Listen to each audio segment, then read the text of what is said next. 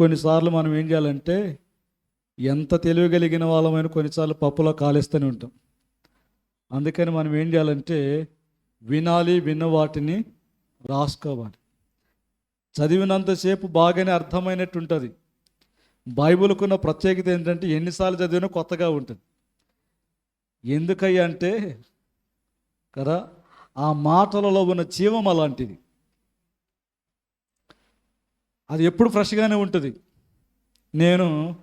నాకున్న అలవాటు ఏంటంటే కనీసం సంవత్సరానికి ఒకసారి 2 సంవత్సరానికి ఒకసారి బైబిల్ మారుస్తాను. ఎందుకు మారుస్తానంటే సంవత్సరం ప్రారంభంలో మళ్ళీ కొత్త బైబిల్ చదువుతాను.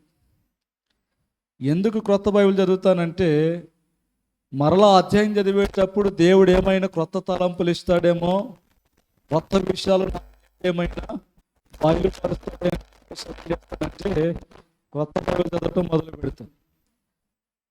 పాత బైబిల్ ఉంటుంది, అంతకుముందు చదివినటువంటి బైబిల్.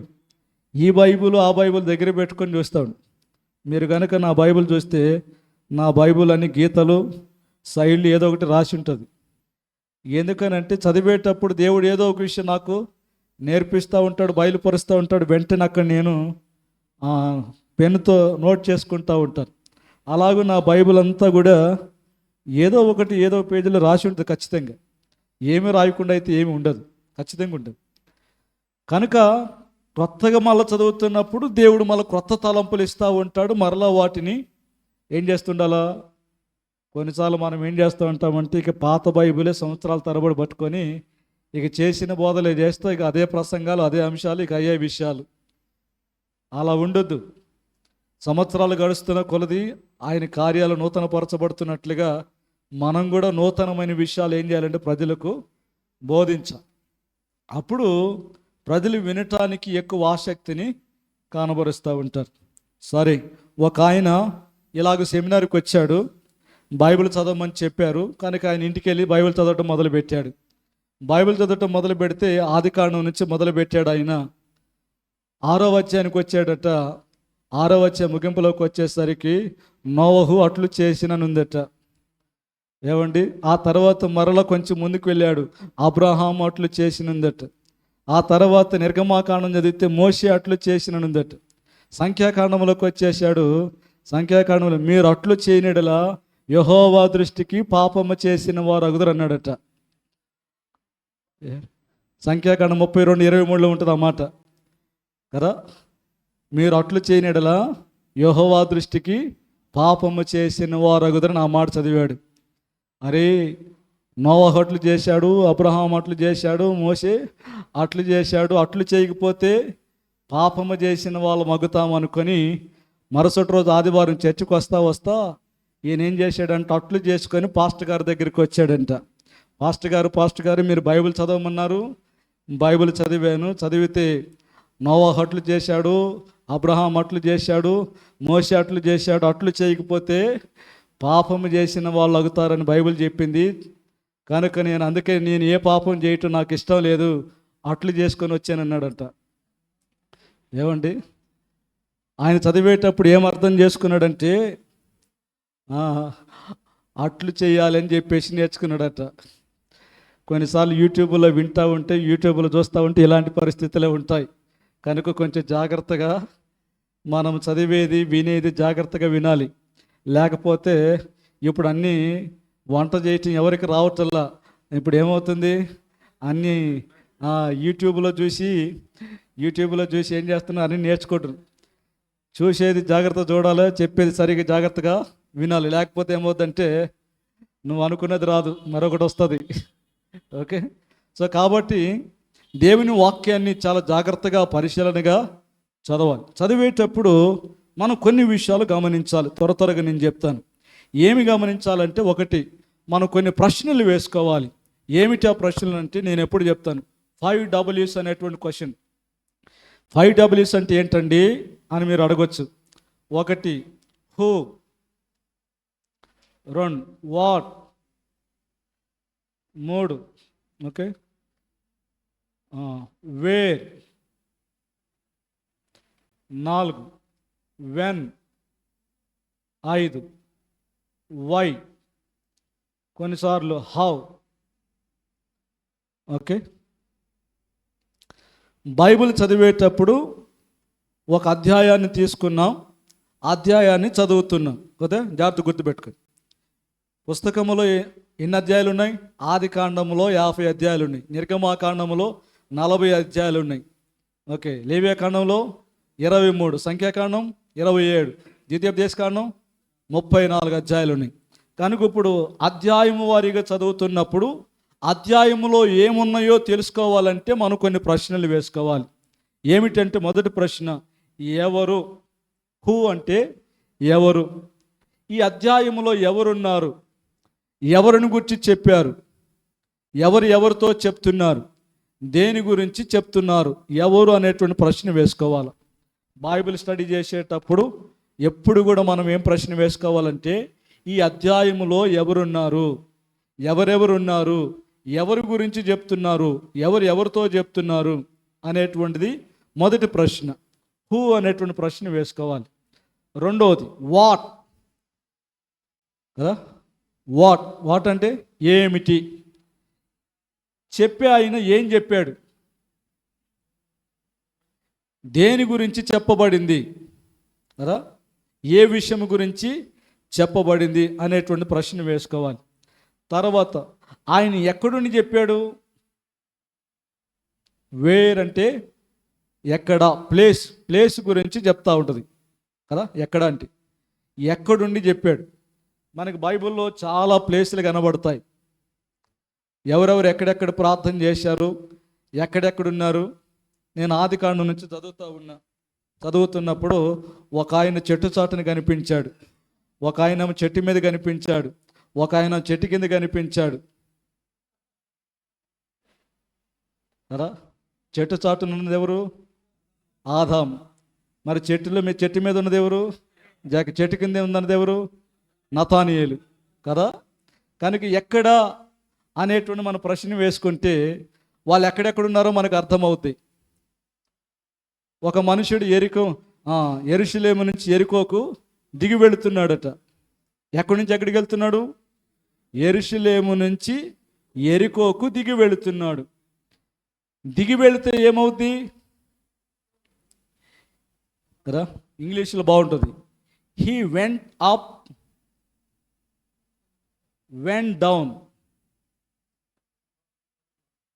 కదా. Up and down. Went up ఎక్కి వెళ్ళెను, దిగి వెళ్ళెను. దిగి వెళుతున్నావు అనంటే దిగుతున్నావు కదా, ఎదుగుతున్నావు, ఎక్కుతున్నావు, పైకి వెళుతున్నావు. నేను అపోస్తల కార్యం బాగా చదువుతాను, నాకు చాలా ఇష్టమైన సబ్జెక్ట్ అది. 20 సంవత్సరాలు బోధించాను దాన్ని. పేతురు యోహానును దేవాలయానికి ఎక్కి వెళుతున్నారట. అపోస్తల కార్యం 3వ అధ్యాయం ఉంటుంది. దేవాలయానికి ఏం చేస్తున్నారు? ఎక్కి వెళుతున్నారు. ఎందుకు ఎక్కి వెళుతున్నారు? దేవాలయానికి వెళుతున్నారని సరిపోదు కదా, ఎక్కి వెళ్ళుచుండెను అనే మాట ఉంది. మెట్లు ఎక్కువనే. కొండెక్కడు చల్లారావు గారు కొండ ఎక్కుతారు ఆయన కదా. ఎక్కి వెళ్ళింది. కొండ మీద నుంచి దిగేటప్పుడు ఎలా ఉంటుంది, ఎక్కేటప్పుడు ఎలా ఉంటుందో ఎక్కిన వాళ్ళకి తెలుస్తుంది. సమూయేలు బలర్పించడానికి ఎక్కి వెళుతున్నాడని ఉంటుంది. కనుక ఎందుకు ఎక్కి వెళ్ళాలి?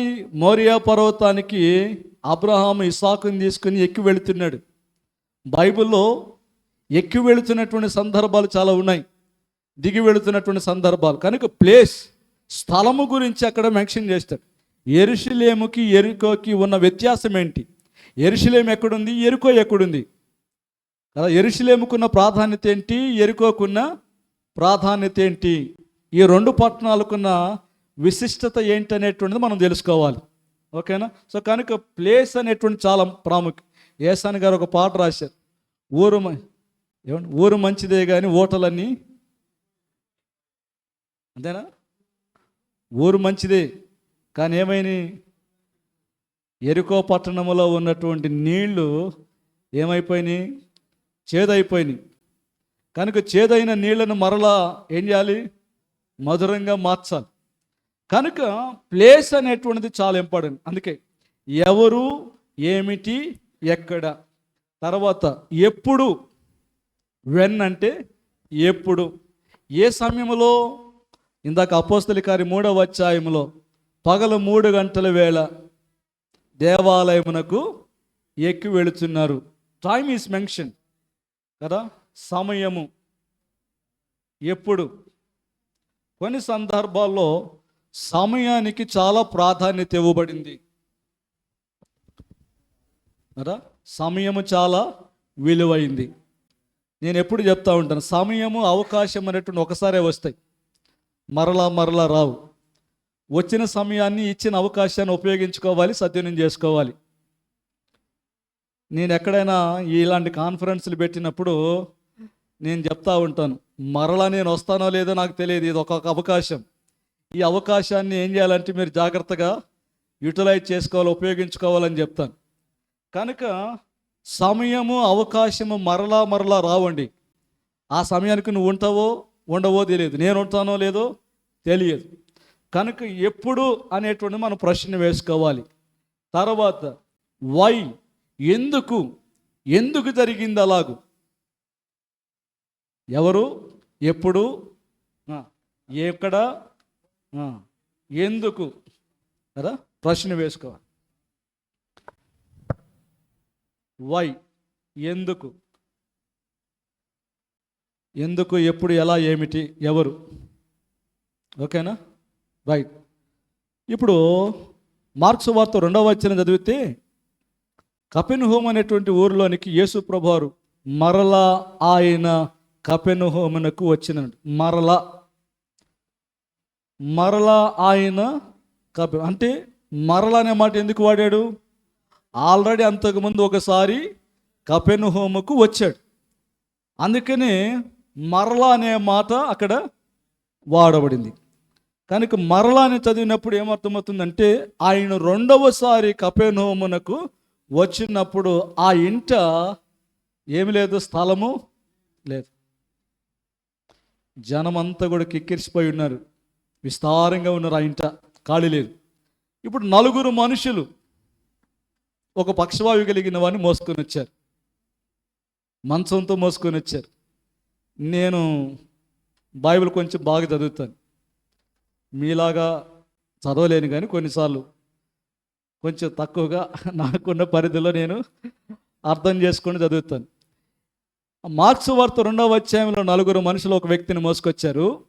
అపోస్తల కార్యం 3వ అధ్యాయంలో 4 మనుషులు ఒక వ్యక్తిని మోసుకొచ్చారు.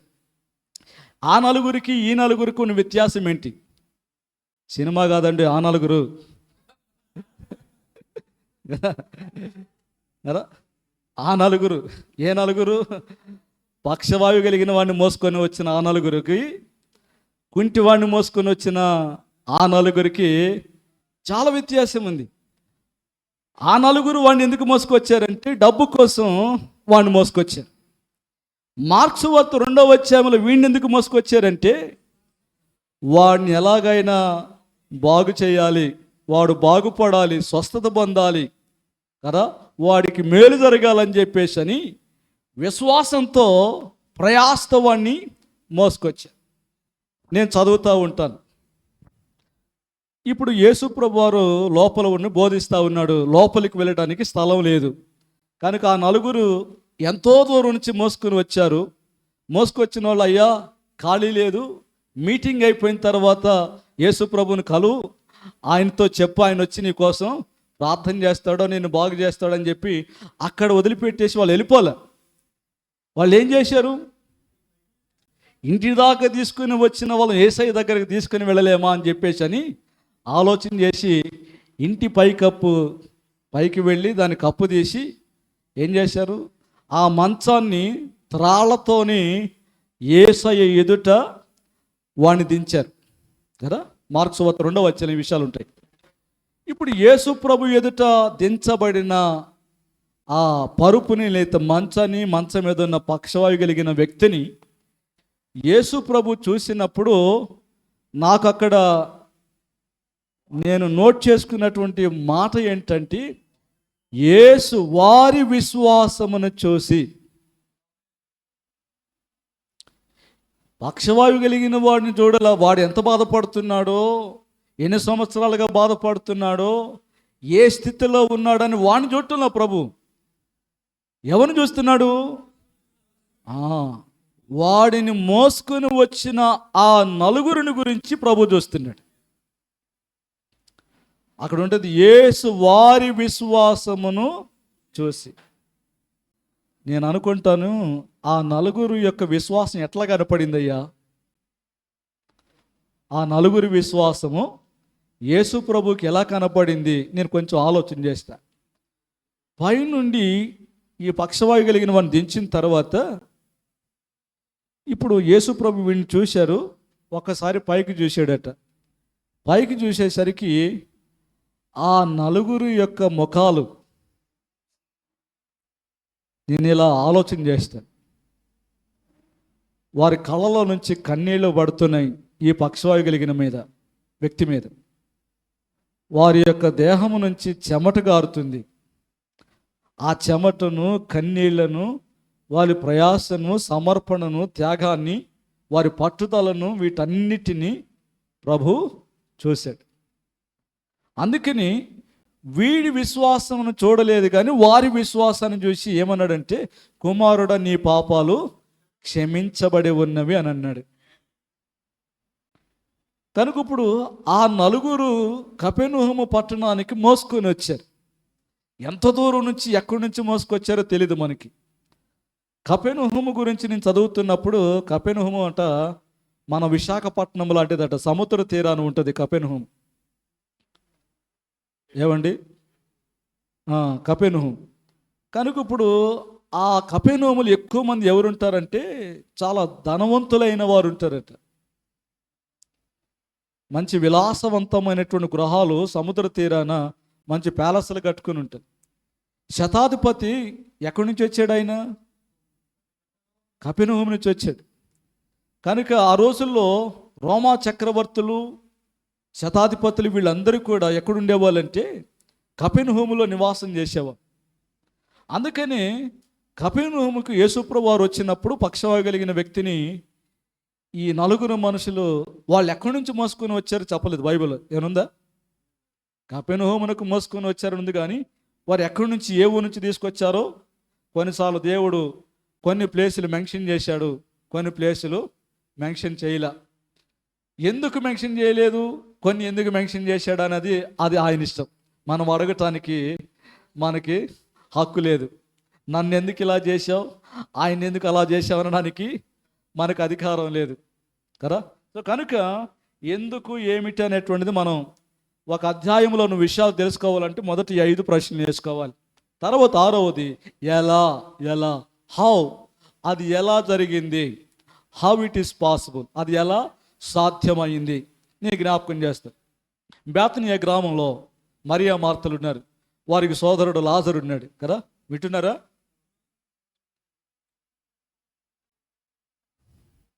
మీరు వింటే చెప్తా, విననప్పుడు నేను ఎందుకు చెప్పాలి? వాళ్ళకి అల్లెలు చెప్పే అలవాటు లేదు, నాకు లేదు.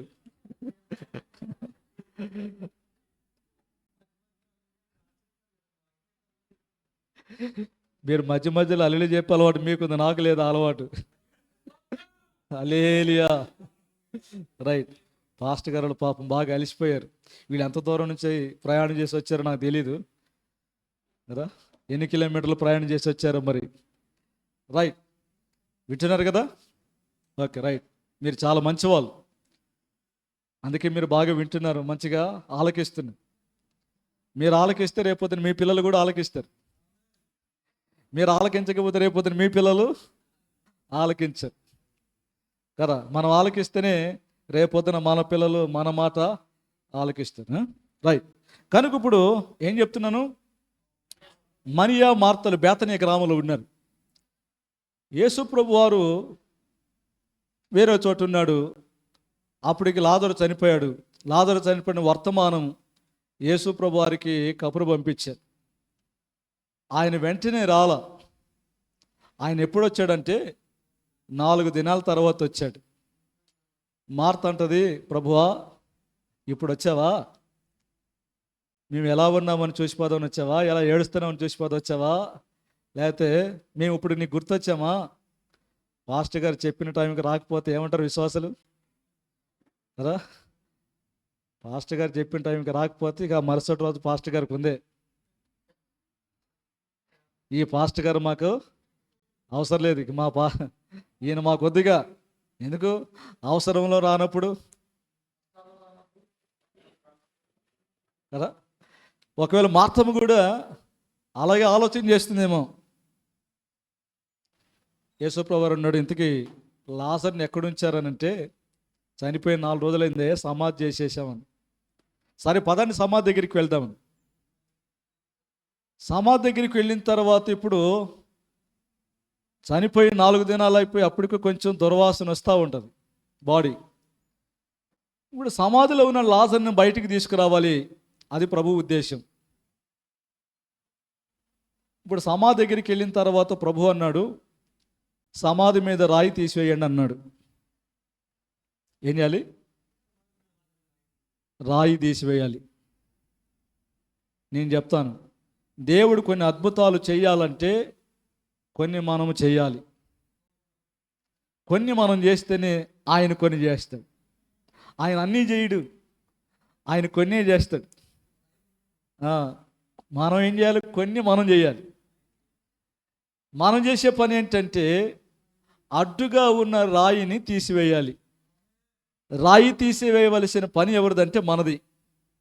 మన పని మనం చేస్తే ఆయన చేయవలసిన పని ఆయన చేస్తాడు.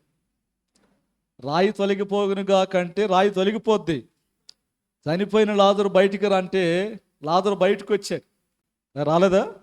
బయటకు వచ్చాడు. కానీ లాజరుని పిలిచిన దేవుడు రాయి తొలగిపో అని చెప్పి లాజరు బయటికి రంటే అయిపోద్దిగా. ఆయన ఎందుకు ఈ రాయిని తొలగించండి అని చెప్పాడు?